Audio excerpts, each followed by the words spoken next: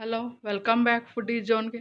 ಇಂದು ನಾವು ಕಟ್ಟಿನ ಸಾರು ಅಥವಾ ಒಬ್ಬಟ್ಟು ಸಾರು ಮಾಡೋದನ್ನು ತಿಳಿದುಕೊಳ್ಳೋಣ. ಇದಕ್ಕೆ ಬೇಕಾಗುವಂಥ ಸಾಮಗ್ರಿಗಳು: ಗರಂ ಮಸಾಲೆ, ಅರಿಶಿನ ಪುಡಿ, ಅಚ್ಕಾರದ ಪುಡಿ, ಬೆಳ್ಳುಳ್ಳಿ, ಸಾಸಿವೆ, ಜೀರಿಗೆ ಮತ್ತು ಬ್ಯಾಡಗಿ ಮೆಣಸಿನ್ಕಾಯಿ, ಕರಿಬೇವು, 1 ಇಂಚು ಚಕ್ಕೆ, 1 ಲವಂಗ, 1 ಏಲಕ್ಕಿ.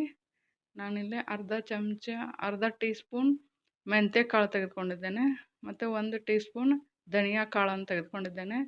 1 ಟೊಮಾಟೊ, 1 ಈರುಳ್ಳಿ ಮತ್ತು 10 ರಿಂದ 12 ಪೀಸ್ ಒಣ ಕೊಬ್ಬರಿ ಸ್ಲೈಸ್ ತೆಗೆದುಕೊಂಡಿದ್ದೇನೆ. ಮತ್ತು ಇಲ್ಲಿ ನೆನೆಸಿದ ಹುಣಸೆಹಣ್ಣು ಮತ್ತು ಇಲ್ಲಿ ಕಡಲೆಬೇಳೆಯನ್ನು ಕುದಿಸಿ ಅದರ ಕಟ್ಟನ್ನು ಸಹ ತೆಗೆದಿಟ್ಟುಕೊಂಡಿದ್ದೇನೆ. ಈ ಎಲ್ಲ ಸಾಮಗ್ರಿಗಳನ್ನು ಬಳಸಿ ಸಾರು ಮಾಡೋದು ಹೇಗೆಂಬುದನ್ನು ತಿಳಿದುಕೊಳ್ಳೋಣ. ಮೊದಲನೇದಾಗಿ 1 ಟೀ ಸ್ಪೂನ್ ತೆಗೆದುಕೊಂಡ ಧನಿಯಾ ಕಾಳನ್ನು ಹಾಕಿ ಹಂಚಿನಲ್ಲಿ ಹುರಿದುಕೊಳ್ಳೋಣ. ನಂತರ ಅರ್ಧ ಚಮಚ ತೆಗೆದುಕೊಂಡ ಮೆಂತ್ಯ ಕಾಳನ್ನು ಹಾಕಿ ಹುರಿದುಕೊಳ್ಳೋಣ. ಹೀಗೆ ಚೆನ್ನಾಗಿ ಹುರಿದುಕೊಳ್ಬೇಕು. ಅದನ್ನು ಸಹ ಅದೇ ತಟ್ಟೆಗೆ ತೆಗೆದುಕೊಳ್ಳೋಣ. ನಂತರ ಇದಕ್ಕೆ 1 ಇಂಚು ಚಕ್ಕೆ, 1 ಏಲಕ್ಕಿ ಮತ್ತು ಲವಂಗ ತೆಗೆದುಕೊಂಡಿವಲ್ಲ ಅದನ್ನು ಸಹ ಹಾಕಿ ಹುರಿದುಕೊಳ್ಳೋಣ. ಹೀಗೆ ಪ್ರತಿಯೊಂದು ಪದಾರ್ಥಗಳನ್ನು ಚೆನ್ನಾಗಿ ಹುರಿದುಕೊಂಡು ಒಂದು ತಟ್ಟೆಗೆ ತೆಗೆದುಕೊಳ್ಳಬೇಕು. ಇದರಿಂದ ಸಾರು ತುಂಬ ರುಚಿಯಾಗಿ ಬರುತ್ತದೆ. ನಂತರ ಇದಕ್ಕೆ 1 ಟೀ ಸ್ಪೂನ್ ಸಾಸಿವೆಯನ್ನು ಹಾಕಿ ಹುರಿದುಕೊಳ್ಳೋಣ. ಹುರಿದುಕೊಂಡು ಅದನ್ನು ಆ ತಟ್ಟೆಗೆ ತೆಗೆದುಕೊಳ್ಳೋಣ. 1 ಟೀ ಸ್ಪೂನ್ ಜೀರಿಗೆಯನ್ನು ಹಾಕಿ ಹುರಿದುಕೊಳ್ಳೋಣ. ಅದನ್ನು ಸಹ ಚೆನ್ನಾಗಿ ಹುರಿದುಕೊಂಡು ಅದೇ ತಟ್ಟೆಗೆ ತೆಗೆದುಕೊಳ್ಳೋಣ. ಜೀರಿಗೆ ರುಚಿ ಸಾರಿನಲ್ಲಿ ತುಂಬ ರುಚಿಯಾಗಿ ಸಾರು ಬರುತ್ತದೆ. ನಂತರ ಇದಕ್ಕೆ ಒಂದು ಬೆಳ್ಳುಳ್ಳಿ ಗಡ್ಡೆಯನ್ನು ಜಜ್ಜಿ ನಾನಿಲ್ಲಿ ಹಾಕಿಕೊಂಡು ಹುರಿದುಕೊಳ್ತಾ ಇದ್ದೇನೆ. ಈ ರೀತಿಯಾಗಿ ಇದನ್ನು ಸಹ ಚೆನ್ನಾಗಿ ಹುರಿದುಕೊಳ್ಳಿ. ಇದನ್ನು ಸಹ ಅದೇ ತಟ್ಟೆಗೆ ತೆಗೆದುಕೊಳ್ಳೋಣ. ನಂತರ ಇದಕ್ಕೆ 1 ಎಳೆ ಕರಿಬೇವನ್ನು ಹಾಕಿ ಚೆನ್ನಾಗಿ ಹುರಿದುಕೊಳ್ಳೋಣ.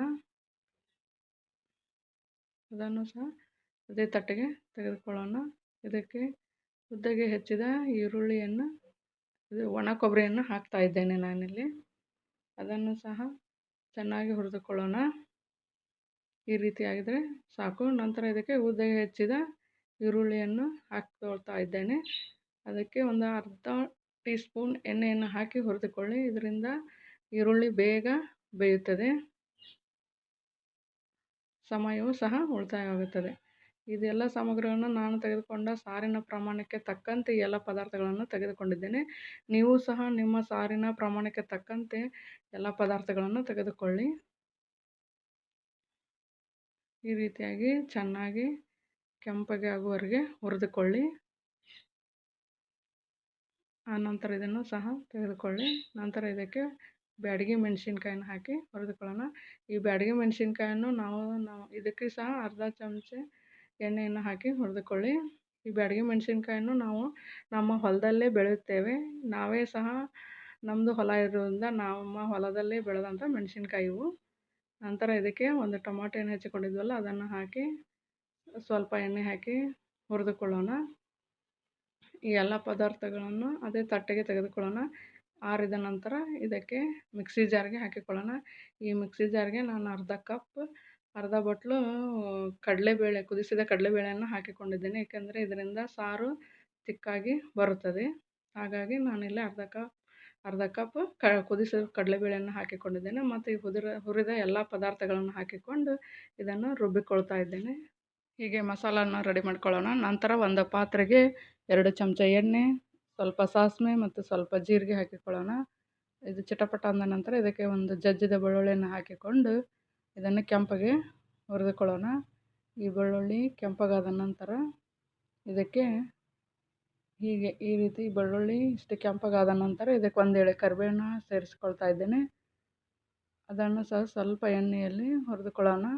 ನಂತರ ಇದಕ್ಕೆ 1 ಚಮಚ ಅಚ್ಚ ಖಾರದ ಪುಡಿ, ಅರ್ಧ ಚಮಚ ಅರಿಶಿನ, 1 ಚಮಚ ಗರಂ ಮಸಾಲೆಯನ್ನು ಹಾಕಿಕೊಳ್ಳೋಣ. ಮತ್ತು ಇದಕ್ಕೆ ನೆನೆಸಿದ ಹುಣಸೆಹಣ್ಣಿನ ರಸವನ್ನು ಸೇರಿಸಿಕೊಳ್ಳೋಣ. ಈ ಹುಣಸೆಹಣ್ಣಿನ ರಸ ಮತ್ತು ಇದಕ್ಕೆ ರುಚಿಗೆ ತಕ್ಕಷ್ಟು ಉಪ್ಪು, ಒಂದು ಸ್ವಲ್ಪ ಬೆಲ್ಲವನ್ನು ಸೇರಿಸ್ಕೊಳ್ತಾ ಇದ್ದೇನೆ. ನಂತರ ಇದಕ್ಕೆ ಇದನ್ನು ಕುದಿಯಲು ಬಿಡೋಣ. ಇದು ಕುದ್ದ ನಂತರ ಇದಕ್ಕೆ ರುಬ್ಬಿದ ಮಸಾಲೆ ಅಂದರೆ ಮಿಕ್ಸಿಯಲ್ಲಿ ರುಬ್ಬಿದ ಮಸಾಲೆಯನ್ನು ಇದಕ್ಕೆ ಸೇರಿಸ್ಕೊಳ್ತಾ ಇದ್ದೇನೆ. ಹೀಗೆ ಅದನ್ನೆಲ್ಲ ರುಬ್ಬಿದ ಮಸಾಲೆಯನ್ನು ಸೇರಿಸ್ಕೊಂಡು ಇದಕ್ಕೊಂದು ಮಿಕ್ಸ್ ಕೊಡೋಣ. ಈ ರೀತಿ ಇದನ್ನು ಕುದಿಯಲು ಬಿಡೋಣ. ಇದಕ್ಕೆ ತೆಗೆದಿಟ್ಟುಕೊಂಡ ಬೇಳೆ ಕಟ್ಟನ್ನು ಸಹ ಸೇರಿಸ್ಕೊಳ್ಳೋಣ. ಈ ರೀತಿಯಾಗಿ ಇದನ್ನು ಈ ಎಲ್ಲ ಕಟ್ಟನ್ನು ಹಾಕಿ ಹೀಗೆ ಕುದಿಯಲು ಬಿಡೋಣ. ಹೀಗೆ ಚೆನ್ನಾಗಿ ಕುದ್ದ ನಂತರ ಇದಕ್ಕೆ ಕೊತ್ತಂಬರಿ ಸೊಪ್ಪನ್ನು ಸೇರಿಸಿ ಕುದಿಸೋಣ. ನಂತರ ಇದು ಬಿಸಿ ಬಿಸಿ ಅನ್ನದೊಂದಿಗೆ ಸವಿಯಲು ಸಿದ್ಧ. ಹೀಗೆ ರುಚಿಯಾದ ಅಡುಗೆಗಾಗಿ ನಮ್ಮ ಚಾನಲನ್ನು ಫುಡ್ಡಿ ಝೋನ್ ಚಾನಲನ್ನು ಸಬ್ಸ್ಕ್ರೈಬ್ ಮಾಡಿ, ಶೇರ್ ಮಾಡಿ, ಲೈಕ್ ಮಾಡಿ ಮತ್ತು ಕಮೆಂಟ್ ಮಾಡಿ. Thank you for watching.